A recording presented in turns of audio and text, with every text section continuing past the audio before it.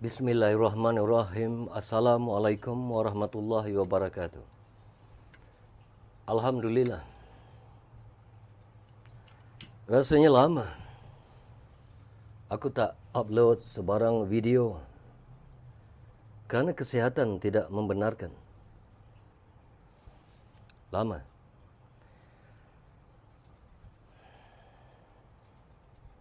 Tapi hari ini aku terpanggil untuk bercakap dari hal perkara yang aku rasa perlu aku sampaikan. Perlu. Dari hal sejarah Laksamana Hang Jebat. Pertikaman antara Laksamana Hang Jebat dan Laksamana Hang Tuah yang dikabarkan kepada aku sewaktu aku di Pulau Besar, Melaka. Satu masa lama dahulu.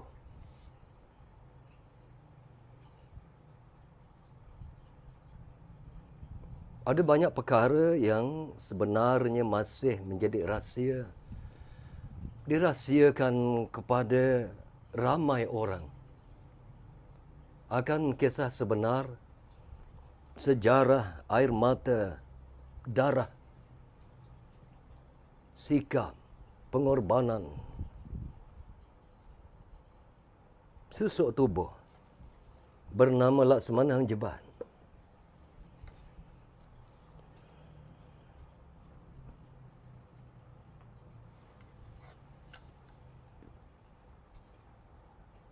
Sebelum aku teruskan, terlebih dahulu aku mohon ribuan kemaafan pada siapa pun, terutamanya bangsa Melayu yang beragama Islam, yang cintakan sejarah dan perjuangan Laksamana Hang Jebat. Seandainya ada kesalahan di dalam berbahasa, jika terkasar, terguris hati kalian, aku mohon kemaafan. Sebelum aku teruskan sejarah yang disampaikan kepada aku sewaktu aku di Pulau Besar, Melaka, satu masa dulu.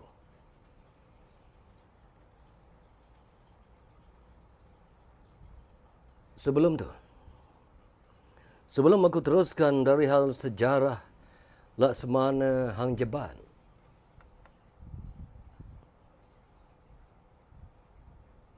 aku rasa adalah lebih baik aku tanggalkan dahulu apa yang ada padaku sebagai pakaian seorang Laksamana yang mana langkahnya dikatakan derhaka, di mana jiwanya penuh dengan pengorbanan, penuh dengan cinta dan kasih sayang. Sesungguhnya Melayu itu penuh dengan adat, penuh dengan budaya, penuh dengan sifat tertib dan penuh dengan ilmu. Terlalu banyak rahsia di dalam keilmuan bangsa Melayu. Baiklah, pada hari ini, sebagaimana yang dipesankan oleh guru, aku tanggalkan pakaian yang ada padaku. Sebelum aku mula bercerita dari hal sejarah Laksamana Hang Jebat, mungkin akan ada perselisihan daripada setengah-setengah pihak yang lain dari hal Hang Tuah dan Hang Jebat. Tapi aku bercakap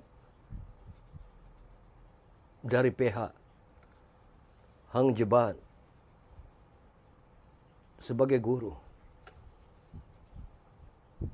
sebagaimana diceritakan kepadaku secara zahir, bukan secara kasaf, bukan secara laduni, bukan secara makrifat, bukan secara mimpi, bukan secara hayal, bukan dengan emosi. Bukan suatu aku bertemu dengan sesuk tubuh beliau secara jaga di alam nyata, di Pulau Besar, Melaka, satu ketika dulu.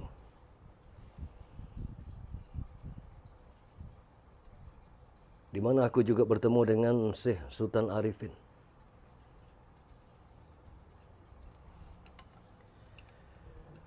Jadi pada hari ini aku tanggalkan dahulu senjata yang dinamakan senjata Melayu. Aku rasa semua orang tahu ini adalah keris yang menjadi kebanggaan bangsa Melayu. Sebagai adat, budaya, petunjuk bahawa Melayu itu penuh dengan ilmunya, penuh dengan rahsianya. Camkan baik-baik senjata Melayu yang diajarkan oleh guru. Kerana itu, Melayu adalah satu bangsa yang sukar dikalahkan di dalam pertempuran, di dalam perlawanan, apabila berdepan dengan musuh. Camkan baik-baik senjata seorang guru. Dan inilah senjata yang digunakan oleh guru sewaktu bertikam dengan Laksmana Hang Tuah. Dan inilah senjata yang digunakan oleh guru sewaktu amuknya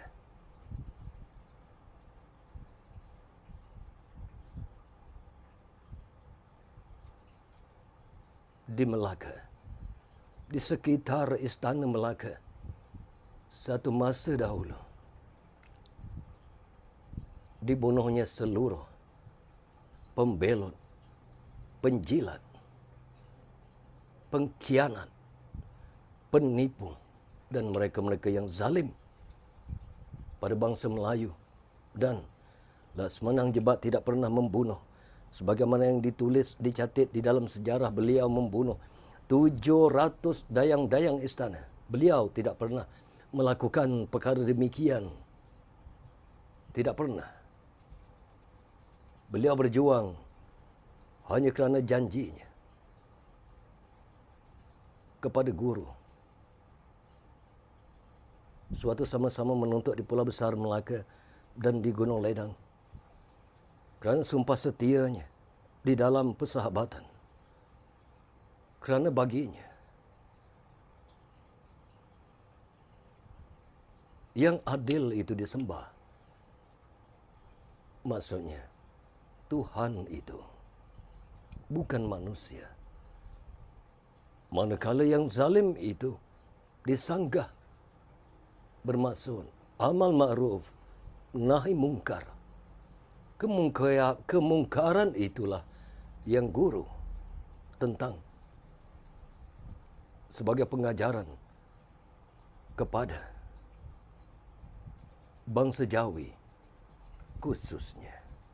Camkan baik-baik senjata yang digunakan oleh Laksmana, oleh guru semasa di amuknya Melaka.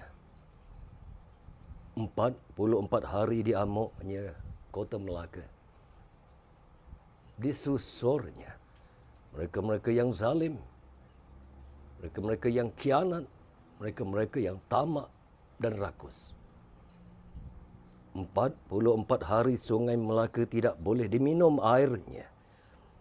44 hari sungai Melaka dipenuhi bangkai dan airnya merah,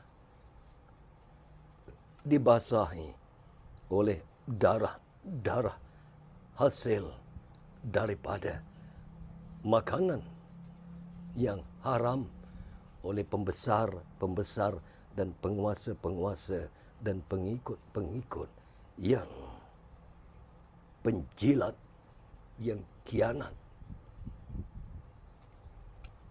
pada bangsanya sendiri. Camkan. Satu, senjata yang dipegang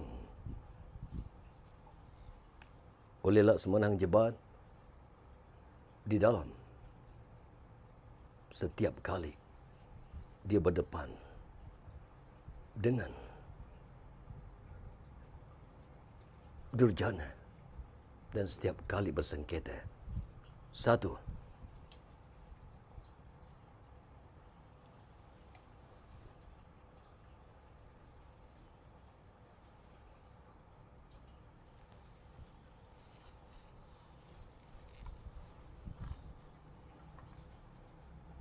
dua,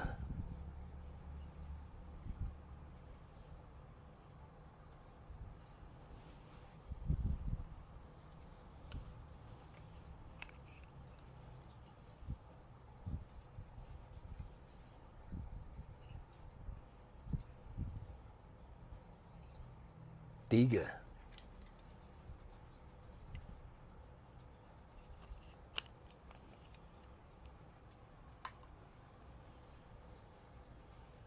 ini dikatakan senjata yang diselitkan.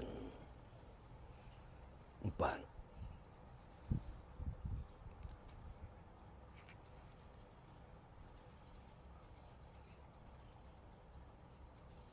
camkan baik-baik. Senjata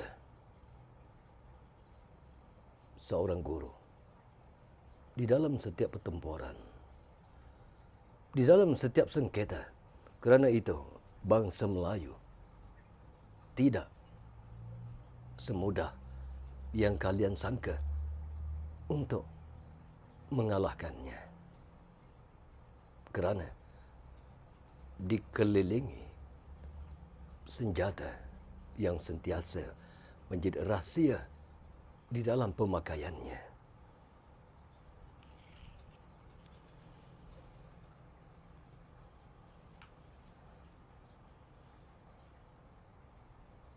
Baiklah. Aku tanggalkan pakaian, kata guru. Tanggalkan pakaian. Wahai anakku, tanggalkan. Simpan. Baik-baik. Kerana masanya belum sampai. Cuma masanya semakin hari semakin hampir. Tapi belum tiba saat dan tikanya. Maka simpan ilmumu.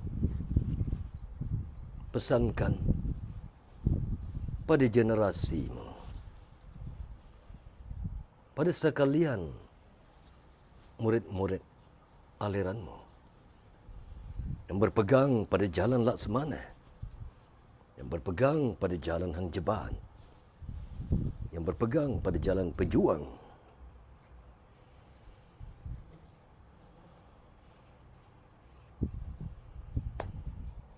Baiklah, hari ini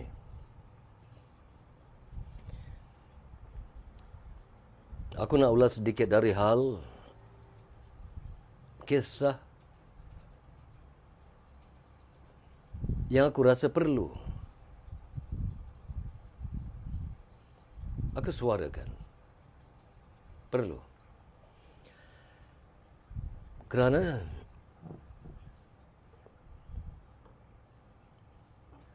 sebenarnya dah sekian lama untuk aku terfikir untuk ulas perkara berkenaan yang disampaikan oleh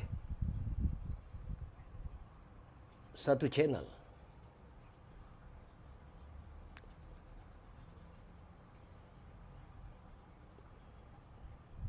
Kita dengar dahulu.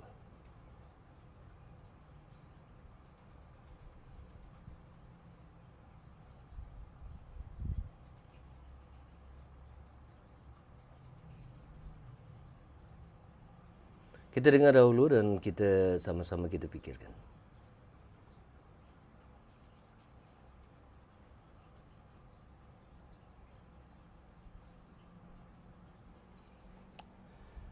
Aku harap suaranya boleh didengar oleh kalian. Ini dari hal di dalam satu episod merungkai kebenaran hikayat Hang Jebat di Melaka. Disampaikan oleh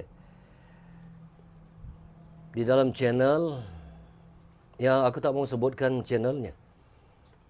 Tapi aku rasa perlu untuk aku bahaskan dari hal Laksamana Hang Jebat dan petikamannya dengan Laksamana Hang Tuah. Cuba kita dengar sama-sama kalau kalian boleh dengar.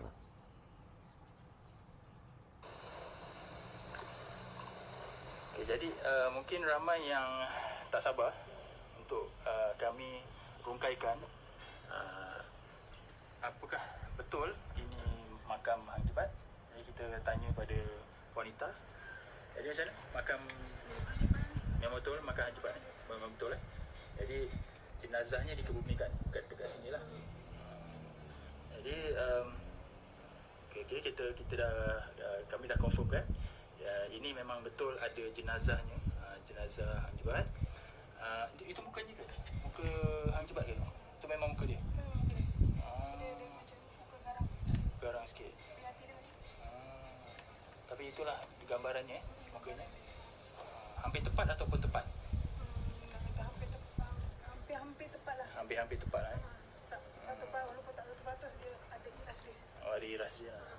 Okey, jadi kita nak tahu cerita pertarungan antara Hang Jebat Hang Tuah tu macam mana? Adakah betul-betul Hang Jebat Hang Tuah itu menyerang Hang Jebat atau macam mana? Cerita ni macam ni. Masa berlakunya pertempuran dekat dalam istana, diorang tak berlawan sebenarnya. Tak berlawan sebenarnya. Tak berlawan. Oh. Sebenarnya berpeluk. Apa yang Hang Jebat ni terkejut. Hang Tuah ni Hidup lagi. Jadi masing-masing berpeluk lah, berpeluk. Okey, baik. Masa berpeluk tu orang kampung mula cocok bawah istana tu. Lantai istana. Jadi Hang Tuah suruh jangan masuk campur. Jadi situasi tu betul Yang tu betul. Yang tu betul. Yang dia berlawan sampai 7 hari 7 malam tu tak betul sebenarnya. Itu tak betul. Tak betul. Sebenarnya satu hari sebenarnya dia nak kata 3 hari saja. 3 hari dia macam orang kata 3 hari tu dia orang berbincang. Jadi macam jadi Hang Tuah ni kan start daripada Sultan. Sultan dah arahkan dia membunuh Hang Jebat. Jadi perbincangan kat situ. Jadi Hang Jebat ni bagi idea pada Hang Tuah. Dia boleh kalau orang kebal ada bahagian yang ada lemah. bahagian yang lemah. Jadi dia tikam sendiri bahagian lemah. Jadi bahagian lemah tu bahagian lengan kiri dia. Sebenarnya keris Taman Sari tu keris biasa. Dia bukan ada bila orang pegang dia kebal, tak ada. Dia bukan, dia keris biasa saja. Biasa je lah. Cuma terlalu diwar-warkan ada kuasa. Hang Tuah yang memegangnya tu yang mengatakan Hang Tuah mendapat kebal daripada keris tu. Kalau kita pegang dia jadi kebal, tak, sebenarnya tak. Keris tu keris biasa je. Sebenarnya amalan kebal tu diorang dah amalkan. Diorang memang ada. Cuma keris tu dah jadi macam bila dah jadi buah mulut keris sari hebat-hebat jadi jadi bila pegang Taman Sari tu macam semangat tiba-tiba kuat lah. Semangat je. Sebenarnya dia lebih pada psikologi. Perang psikologi. Okey. Jadi masa Hang Jebat tikam dia punya lengan tu, terus tikam sendiri. Bukan Hang Tuah. Hang Jebat yang tikam sendiri. Sebab nak membuktikan yang dia dah membunuh Hang Jebat pada Sultan. Sebab rakyat masa tu dah tak suka Hang Jebat. Jadi Melaka memerlukan Hang Tuah. Jadi dia lepaskan lah. Dia sanggup berkorban demi sahabat, persahabatan orang. Kata berkorban apa saja untuk seorang sahabat. Dia sanggup orang kata korbankan diri dia sendiri. Tu lepas tu dia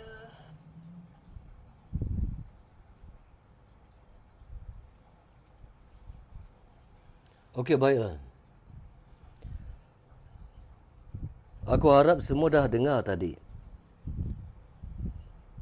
Aku harap. Apa yang jadi isu adalah menurut channel ni pada orang berkenaan, sesungguhnya tidak ada permusuhan antara kalian, antara kita. Tidak ada. Itu hanya cara kamu menyusur sejarah melalui jalan batin. Dan itu pendapat kamu. Sebagaimana kita dengar tadi, apa katanya? Bahawa tidak berlaku pertikaman antara Laksmana Hang Tuah dan Laksmana Hang Jebat. Dan pertikaman itu tidak berlaku selama 7 hari. Kerana Laksmana Hang Jebat terkejut apabila Laksmana Hang Tuah masih hidup dan datang ke istana. Lalu mereka berbincang secara tertutup selama 3 hari. Dan hasil daripada perbincangan itu, maka kata sepakat diambil. Lalu Laksmana Hang Jebat membuat keputusan untuk menikam lengan kirinya. Supaya luka dan berdarah. Dan itu sebagai bukti bahawa beliau sudah tumpas gugur di tangan Laksmana Hang Tuah. Dan menurut beliau lagi, tak kala itu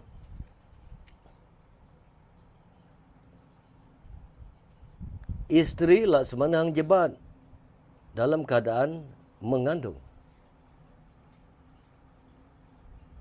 Dan diberitahu kepada Laksmana agar apabila anaknya itu lahir,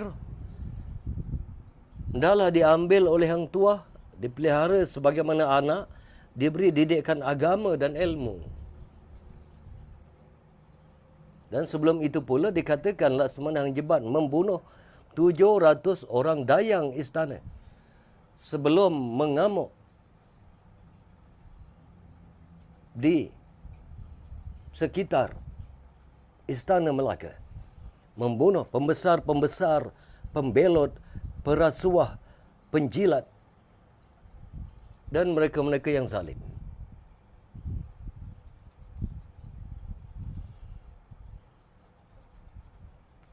Bertitik tolak dari situ menurut beliau, apabila anak Laksmana Hang Jebat dilahirkan diberi nama Hang Nadim, kemudian anak tersebut diarahkan keluar dari Melaka. Hang Tuah telah menghantar anak tersebut di Temasek, yang mana anak tersebutlah yang telah dibunuh sewaktu peristiwa Singapura dilanggar Todak.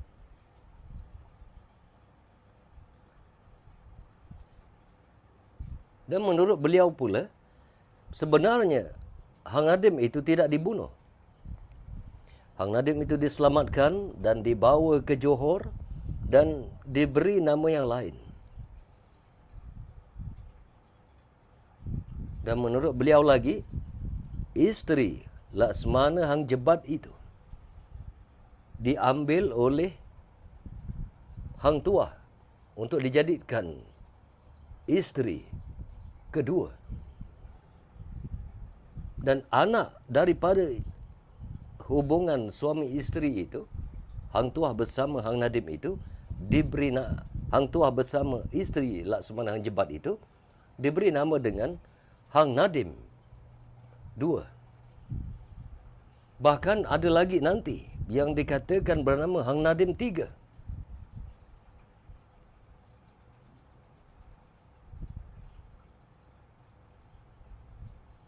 Sekarang,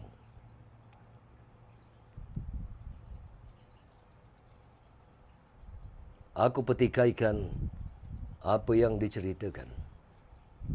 Kerana menurut beliau lagi,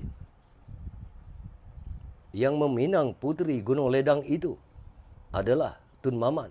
Di mana Tun Mamat itu sebenarnya adalah Hang Nadim. Baiklah. Sekarang aku petikaikan. Dan aku katakan bahawa perlawanan, pertikaman antara Guru Laksamana Hang Jebat dan Hang Tuah itu sebenarnya memang berlaku di Istana Melaka. Bahkan Laksamana Hang Jebat bukanlah seorang yang tidak berilmu. Bukanlah seorang yang tidak punya tauhid, tidak punya makrifat. Tidak punya laduni, tidak punya kasyaf. Tidak punya petunjuk. Bukan. Adakah Guru Laksamana Hang Jebat itu tidak mengetahui bahawa Hang Tuah itu masih hidup? Sebenarnya, perkara itu dimaklum oleh Laksamana Hang Jebat. Kerana Laksamana Hang Jebat juga merujuk perkara tersebut pada gurunya yang berada di Pulau Besar Melaka dan di Gunung Ledang.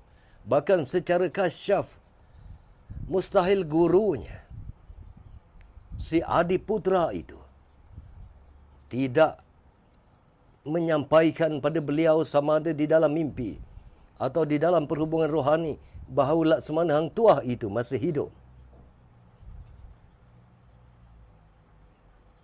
Jangan kita bercakap satu perkara seolah-olah Hang Jebat itu tidak punya ilmu apa-apa dan mengamuk secara membuta tuli. Apa yang dipertahankan oleh Laksamana Hang Jebat adalah pendirian tujuan demi bangsa yang akan lahir nanti.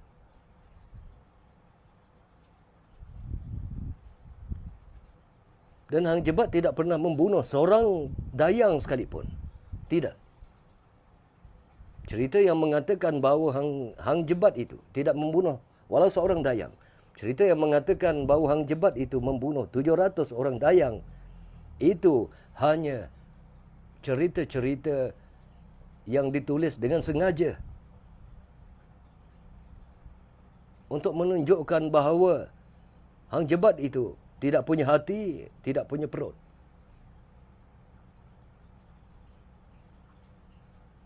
Bahkan pada hakikatnya, kedatangan Hang Tuah itu sememangnya ditunggu, dinanti oleh Laksamana Hang Jebat.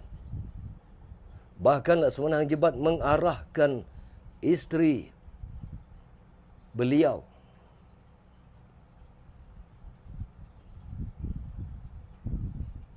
sejak dini hari, tidak berhenti dari membaca ayat-ayat suci Al-Quran. Bahkan Hang Jebat sendiri melakukan solat taubat, solat hajat dan solat istikharah sementara menunggu dini hari yang mana beliau sudah mendapat isyarat dan alamat dari guru-guru bahawa Laksamana Hang Tuah akan datang sebagaimana kata Laksamana Hang Jebat. Pada hari ini akan berlaku perkara yang mencari adat di dalam bangsa Melayu, di dalam sejarah Melaka. Dan pada hari ini, sejarah ini akan tercatat.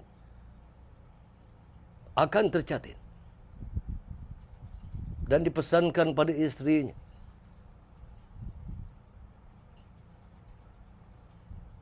Wahai Adinda, seandainya berlaku apa-apa kepada Kanda dari hal yang berlaku hari ini, menurut firasat Kanda, hari ini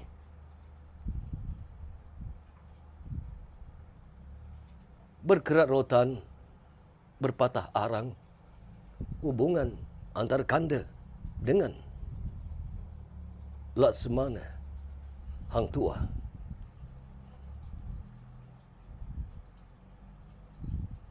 Hari ini perhubungan Kanda dengan Laksamana Hang Tuah seolah-olah air yang mengalir berpatah balik ke hulu. Air yang mengalir berbalik mudi. Dan ini mencari adat sebagai Melayu. Mencari adat di dalam persahabatan. Dan apa yang berlaku nanti antara Kanda dan Laksamana Hang Tuah hendaklah dijadikan panduan, namun jangan dijadikan pedoman. Itu pesan Laksamana Hang Jebat sebelum kedatangan Laksamana Hang Tuah, di mana kedatangan Laksamana Hang Tuah sememangnya ditunggu oleh Laksamana Hang Jebat. Perkara itu sudah diisyaratkan oleh Adiputra dan guru-guru yang lain. Tapi kenapa Laksamana Hang Jebat terus melaksanakan perkara tersebut? Kerana ini berkait dengan akidah, berkait dengan semangat, berkait dengan perjuangan, berkait dengan ketaatan.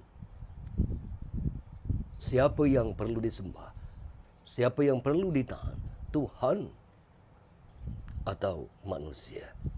Berajakan Tuhan atau berajakan manusia?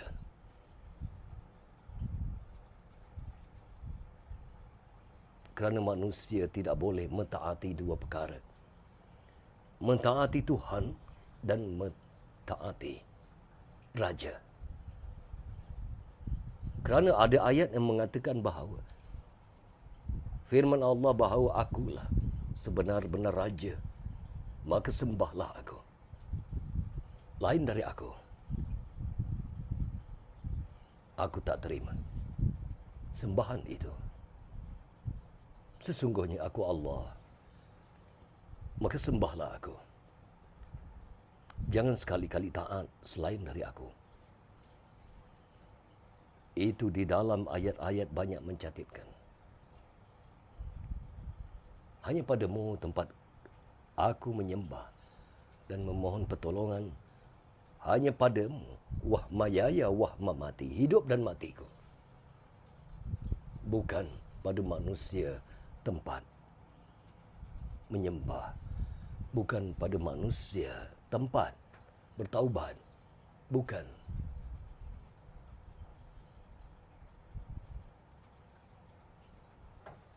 Sunnah itu panduan. Al-Quran itu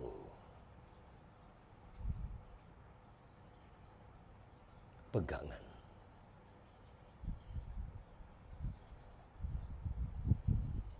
Maka kita berpegang pada buhul yang nyata. Kesetiaan dan ketaatan pada persahabatan. Tidak boleh hingga kita menyembah lain dari Tuhan.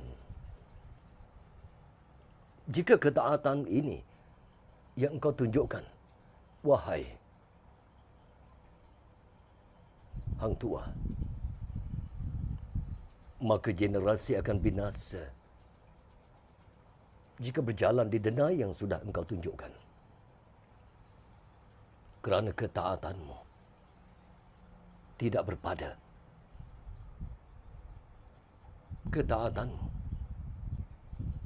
di luar kemanusiaan. Kerana yang kau sembah itu bukan Tuhan, tapi yang kau sembah itu adalah manusia yang zalim, yang kejam, yang tamak.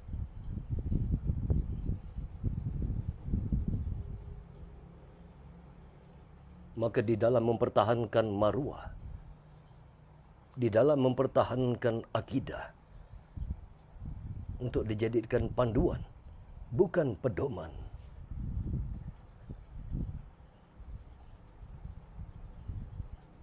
Sekalipun aku rebah di tanganmu, aku tewas di tanganmu, wahai Laksamana Hang Tuah. Sekali-kali aku tidak gentar.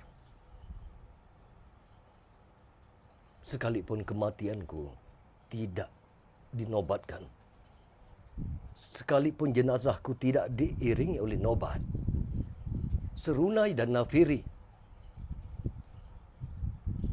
tapi ini aku, kata Laksamana Hang Jeban. Akulah Laksamana Hang Jeban yang bertahan teguh illallah. Maka jika sengketa yang kau cari, sesungguhnya, wahai Hang Tuah, engkau bukanlah lawanku. Bukan. Bukan kerana keris Tamingsari yang ada padaku menjadikan aku hebat. Tidak. Dan jika pun Tamingsari ini aku serahkan kepadamu, agar engkau menaiki tahta, tidak menjadikan kau hebat. Kerana jalan yang aku bawa, yang aku ambil bermata rantai semenjak di Pulau Besar Melaka hingga ke puncak Tauhid Gunung Ledang. Kerana jalan yang aku ambil, denai yang aku rintis adalah denai para suhada, para wali.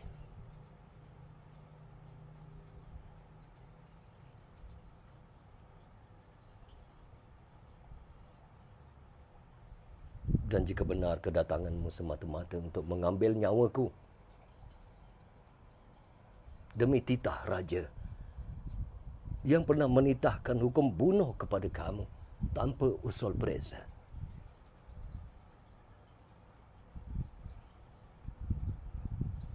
tanpa memikirkan engkau difitnah. Apabila hamba membelamu, wahai Tuah,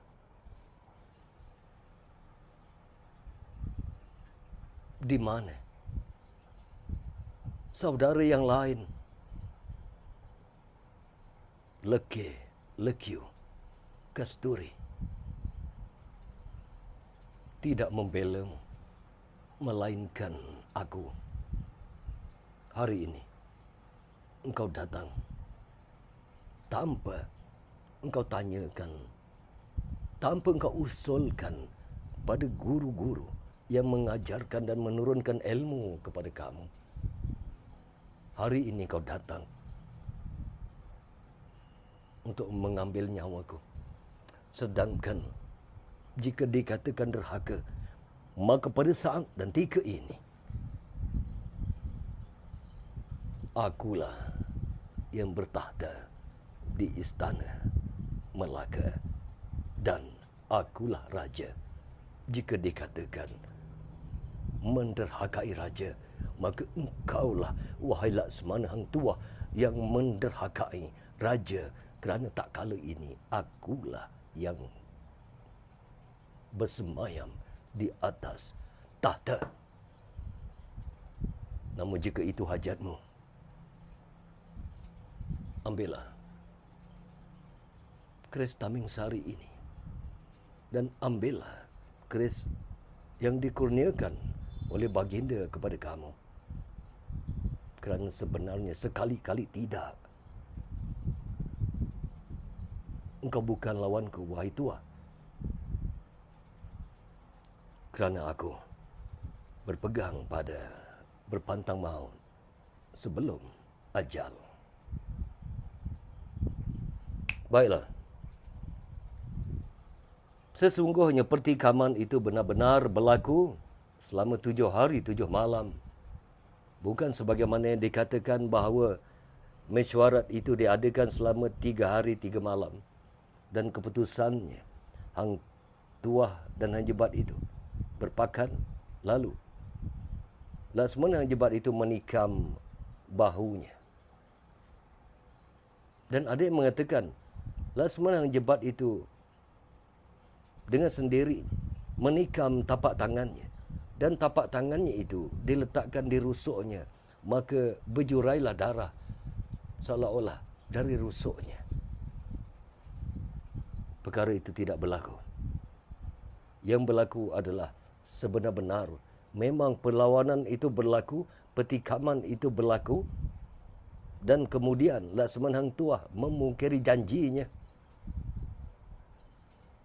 Di mana anak yang dijanjikan untuk dijaga dan dipelihara dihantarkan ke Temasek sehingga menemui ajal di Temasek.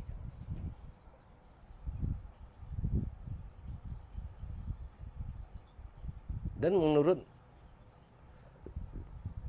beliau lagi bahawa Hang Nadim itu kemudian berhikmat pula untuk Sultan Melaka. Perkara itu tidak berlaku.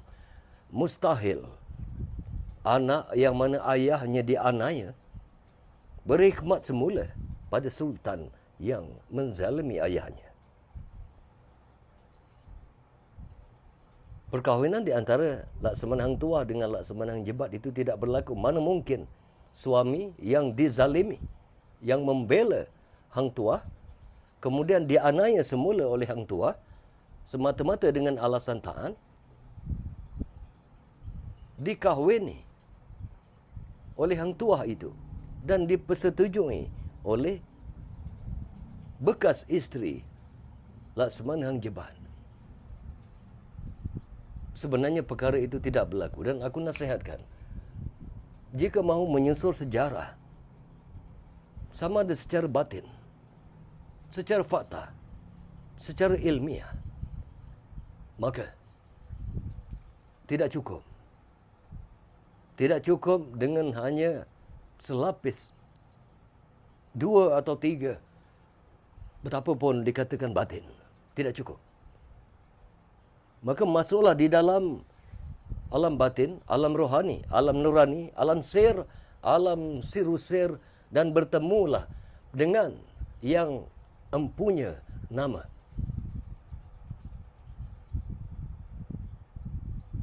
Janganlah sejarah itu dikaji dan hasilnya hanya makin mengelirukan generasi. Baiklah, sampai sini.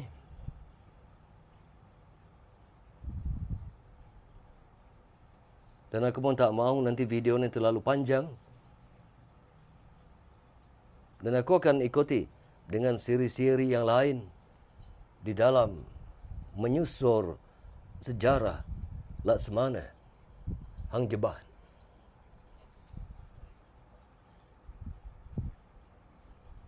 Ada banyak lagi pertikaian di dalam sejarah. Sesungguhnya sejarah ini sudah diselewengkan. Maka carilah kebenaran di dalam kebenaran. Sebagaimana sabda Nabi, aku ajarkan pada kamu cahaya kebenaran. Dengan kebenaran itu sendiri, aku menyampaikan kebenaran dengan kebenaran. Baiklah, sampai sini.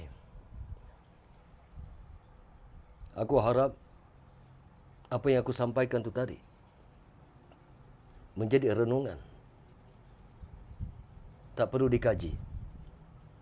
Cukuplah jadi renungan. Di dalam hidup, pilihlah. Laksmana Melayu mana yang mahu kita jadikan panduan, bukan pedoman. Baiklah. Aku sudahi dengan wabillahi taufiq wal hidayah. Assalamualaikum warahmatullahi wabarakatuh. Sebelum tu aku mohon susun 10 jari mohon keampunan pada kalian kerana sekian lama aku tak upload sebarang video kerana kesihatan tidak mengizinkan.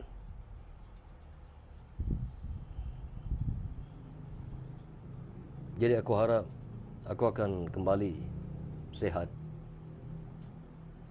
di atas doa-doa yang tersayang. Dan semoga Melayu kembali menjadi satu bangsa yang berada di puncak tahta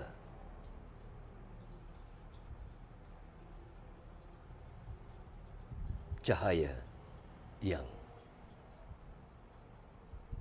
cemerlang. Baiklah, la haula wala quwata illa billahil aliyil azim. Asyhadu an la ilaha illallah. Assalamualaikum warahmatullahi wabarakatuh. Amin ya rabbal alamin.